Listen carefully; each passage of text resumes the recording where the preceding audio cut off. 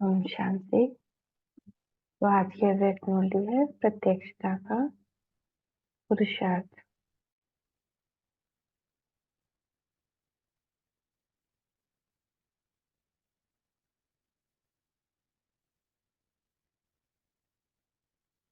बाबा कह रहे निकृष्ट से श्रेष्ठ तथा भाग्यहीन से निकृष्ट से श्रेष्ठ तथा भाग्यहीन से भाग्यवान बनाने वाले शिव बाबा बोले, क्या आप अपने को बाप दादा के समीप रहने वाले परमा परम भाग्यशाली श्रेष्ठ आत्माएं समझते हो?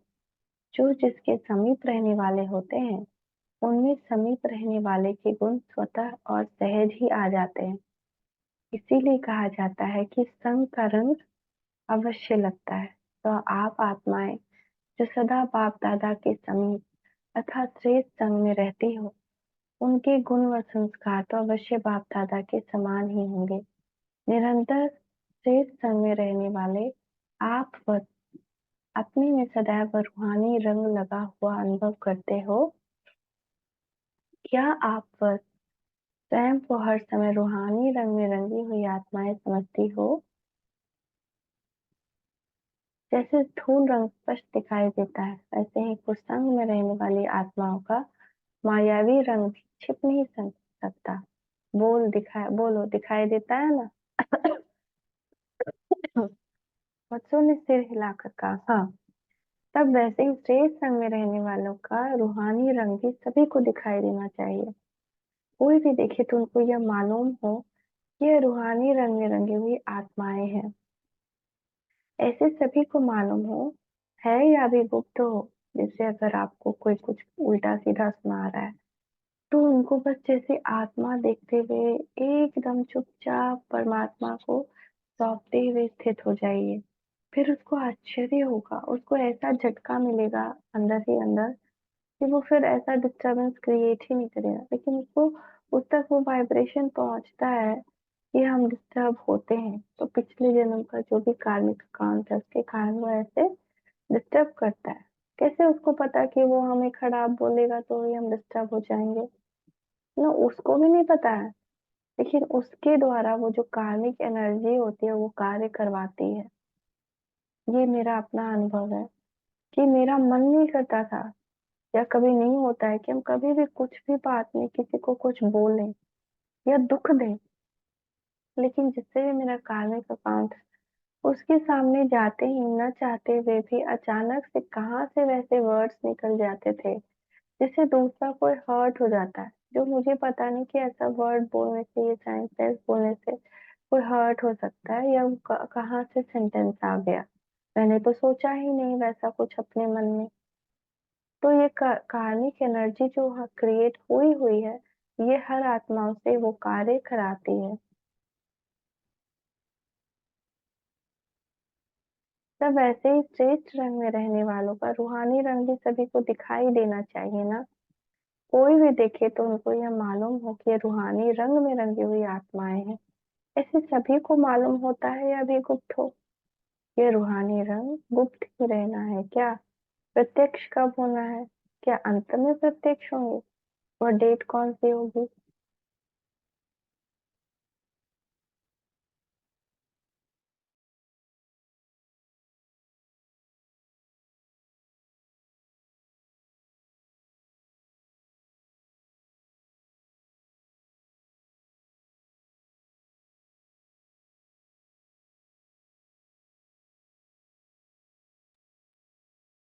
तो बाबा पूछ रहे कि क्या आपको डेट पता है कि किस पर प्रत्यक्षता होनी है? अंत की डेट सभी की प्रत्यक्षता के आधार पर है। जब हमारी प्रत्यक्षता हो जाएगी तब अंत का डेट फिक्स होगा। ड्रामा प्लान अनुसार आप श्रेष्ठ आत्माओं के साथ पश्चाताप का संबंध है ना। हमारी जब प्रत्यक्षता होगी तो साथ साथ सभी आत्माओं में पश्चाताप आएगा। तभी तो पश्चाताप आएगा ना। जब हम प्रत्यक्ष होंगे, भगवान प्रत्यक्ष होंगे। जब तक पश्चाताप न किया तब तक मुक्ति धाम जाने का वर्षा भी नहीं पा सकते। जब अंदर से पश्चाताप के आंसू निकलेंगे ना तो सबके पाप को धो देंगे। लेकिन वो पश्चाताप कब आएगा? जब हमारे द्वारा भगवान की प्रत्यक्षता होगी।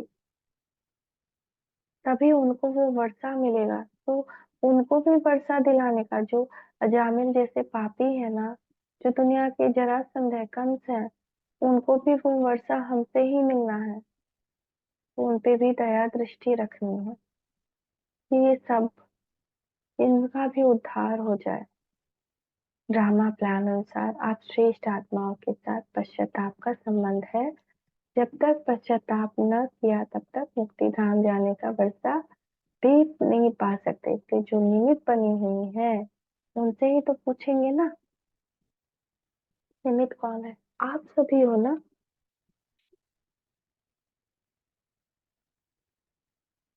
सभी अभी अपने ही आगे अपने संपूर्ण स्टेज प्रत्यक्ष नहीं है, तो औरों के आगे कैसे प्रत्यक्ष होंगे? आपको योग और ज्ञान लेकर के अपने आप को निर्विकारी बनानी है हम लोग। तो जब हम ही अभी तक हमारे सामने संपूर्ण स्टेज प्रत्यक्ष नहीं है, अभी भी हमारी कोई कमजोरी आती है, फीलिंग आती है, क्रोध आता है, इच्छा तो क्या अपनी संपूर्ण स्टेज आज के वो श्रेष्ठ दिखाई देती है? हाथ उठाओ। वास्तव में संपूर्ण स्टेज तो नॉलेज से सभी जानते हैं, लेकिन अपने आप को क्या समझते हो? समीप के हिसाब से उस समान बनेंगे ना, तो अपनी संपूर्ण स्थिति दिखाई देती है कि मैं कैसा, संपूर्ण स्थिति मेरी कैसी होगी। अपने संपूर्ण स्थिति को देखें। मैं कौन हूँ? यह पहेली हल नहीं हुई है क्या? कल्प पहले मैं क्या थी? वह अपनी संपूर्ण स्टेज भूल गए क्या? औरों को तो 5,000 वर्ष की बात पहले याद दिलाती है। पहले जब आते हैं तो पूछते हैं ना कि पहले कभी मिले थे। जब औरों को कल पहली बात याद दिलाती हो, तो याद दिलाने वालों को अपने आप को तो याद याद होगी ना। दर्पण स्पष्ट नहीं है ना? जब दर्पण स्पष्ट होता है, पावरफुल होता है, तो जैसा है वैसा ही दिखाई देते हैं।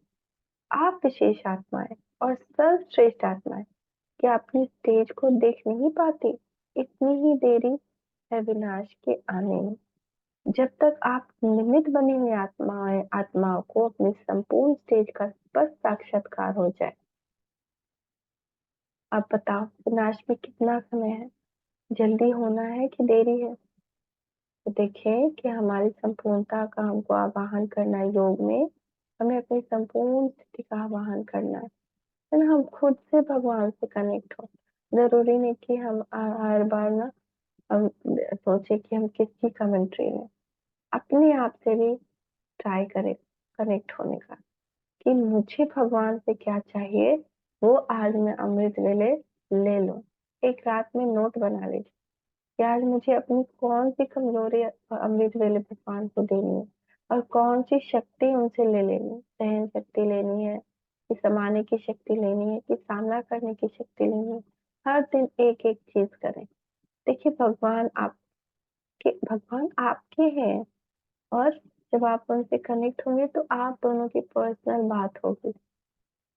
तो पर्सनल रिलेशन उनसे बनाए। संगठन भी अच्छा है, वो भी रहना चाहिए, लेकिन एक पर्सनल रिलेशन भी होना चाहिए। आज सदगुरुवार है ना, तो आज वतन में रूह रुहान चल रही थी, और चार्ट जरूर देना है। ये बाबा की श्रीमत है, उसमें अपनी मनमत नहीं भी मिलानी है कि मैं क्या चार्ट दूं। ये भगवान की श्रीमत है ना। अब घर अगर कोई स्कूल में मंत्री का बेटा पढ़ता है और कोई गरीब का बेटा पढ़ता है, और गरीब का बेटा होमवर्क ठीक से करके लाता है और टीचर को दिखाता है, मंत्री का बेटा सोचता है कि मैं क्यों ऐसे होमवर्क लाऊं। उसको थोड़ी झिझक होती है, जैसे कि उसका अपना ये हो जाएगा, डाउन कुछ हो जाएगा, ऐसा उसके अंदर होता है ना कुछ रुकावट होती है उसकी अपनी सोच में, जो वो बिल्कुल ये करके आता है। टीचर से पूछता है कि तुम क्यों नहीं होमवर्क लाए? जी, मैं मैं होमवर्क मुझे होमवर्क लाना है? तो ये बात नहीं होनी चाहिए ना। भगवान ने जो चीजें जिसको कही है वो सबको करनी है, छोटा बड़ा, है ना, अमीर गरीब कितना भी कोई हो ना, सबको ये बातें करनी है। नहीं करेंगे तो सजा के हकदार होंगे, क्योंकि वो सुप्रीम टीचर है। उसने कहा है चार्ट देना है, योग करना है, रात को सोने के लेटर लिखना है, सच्चा सच्चा चार्ट देना है। आज तुमने दुख दिया, नहीं दिया तो लिया, हर चीज लिखना है। जब आप देंगे ना तो आपको वो अंदर से वो महसूसता की शक्ति देगा कि हम कहाँ पे क्या रॉन्ग किए। उससे प्राप्ति होती है। और लेटर हो सके तो जरूर लिखिए, कभी किसी रिलेशन से, कभी किसी रिलेशन से। कभी उनको अपना भाई बना लीजिए, कभी बेटा बना लीजिए, कभी साथी बना लीजिए। आज सदगुरुवार है ना, तो आज वतन में रूह रिहान चल रही थी कि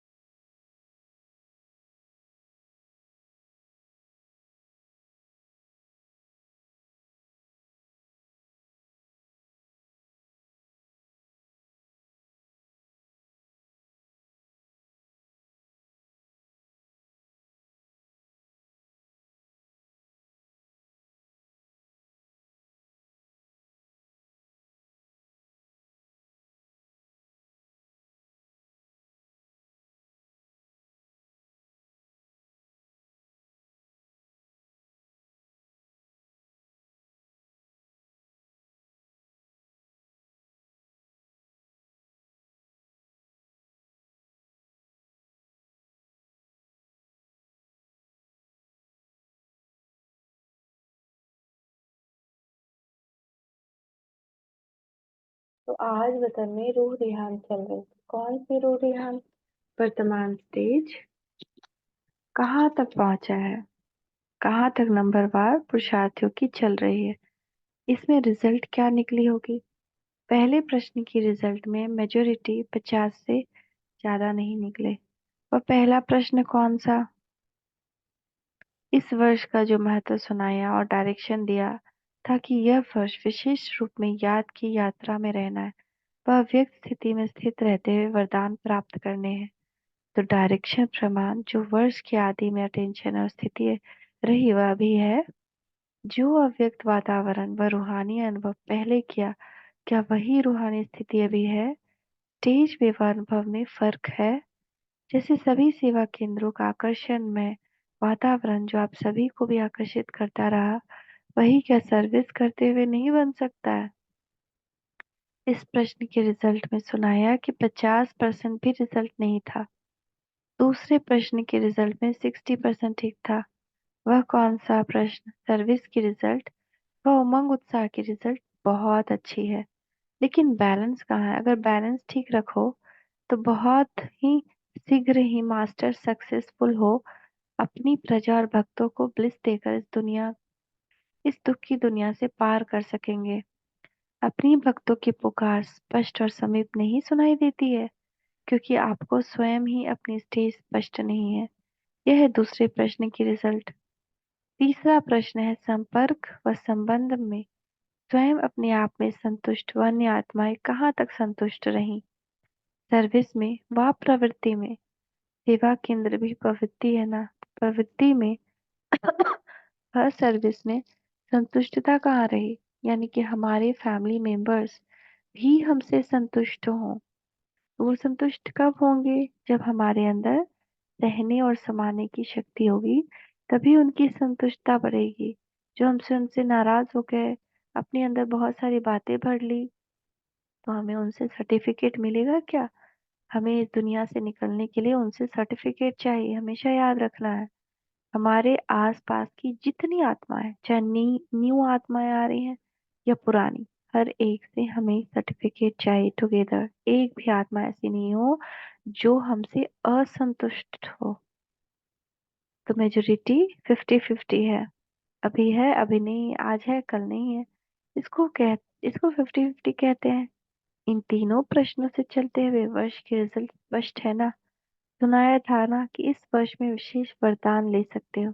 लेकिन एक मास ही वरदानी मास समय टेंशन रखा। अब फिर धीरे धीरे समय अनुसार वरदानी वर्ष भूलता जा रहा है। इसलिए जितना ही इस वरदानी वर्ष में वरदान लेने की स्मृति में रहेंगे, तो सहज वरदान भी प्राप्त होंगे। और यदि विस्मृति हुई तो विघ्नों का सामना भी बहुत करेंगे, है ना? अगर हम अव्यक्त स्थिति में रहेंगे, वरदान तो बहुत सारे वरदान सहज प्राप्त होंगे। और अगर भूल जाएंगे अपने आप को कि मैं आत्मा हूँ, तो बहुत विघ्नों का भी सामना करेंगे। इसीलिए चारों ओर सब ब्राह्मण परिवार की आत्माओं के आगे सब प्रकार के विघ्नों को मिटाने के लिए जैसे पहले मास की याद की व लगन की अग्नि को प्रज्वलित किया, वैसे ही अभी ऐसा ही अव्यक्त वातावरण बनाना। एक तरफ वरदान, दूसरी तरफ विघ्न, दोनों का एक दूसरे के साथ संबंध है। सिर्फ अपने प्रति विघ्न विनाशक नहीं बनना, लेकिन अपने ब्राह्मण कुल की सर्व आत्माओं के प्रति विघ्न विनाश करने के लिए सहयोगी बनना है। ऐसी स्पीड तेज करो, बीच बीच में चलते चलते स्पीड ढीली कर देते हो। इसीलिए प्रत्यक्षता होने में भी ड्रामा में कितनी देर दिखाई दे रही है।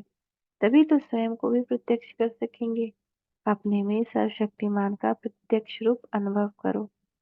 एक तो शक्ति का नहीं, सर्वशक्तिमान का। मास्टर सर्वशक्तिमान हो, न कि दो चार शक्तिवान की संतान हो। सर्वशक्तिमान को प्रत्यक्ष करो। अच्छा, master blissful, master knowledgeful, master successful, सर्वश्रेष्ठ, सदा रूहानी संग के रंग में रहने वाली विशेष आत्माओं को बाप दादा का याद प्यार और नमस्ते। हम master blissful, master knowledgeful, master successful, सदा बाबा के संग के रंग में रंगे रहने वाली हम विशेष आत्माओं का बाप दादा को याद प्यार, गुड मॉर्निंग, नमस्ते बाबा, नमस्ते, शुक्रिया बाबा, शुक्रिया।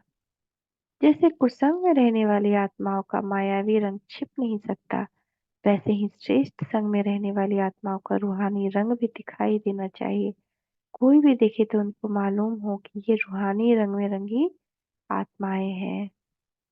ओम शांति, ओम शांति, ओम शांति।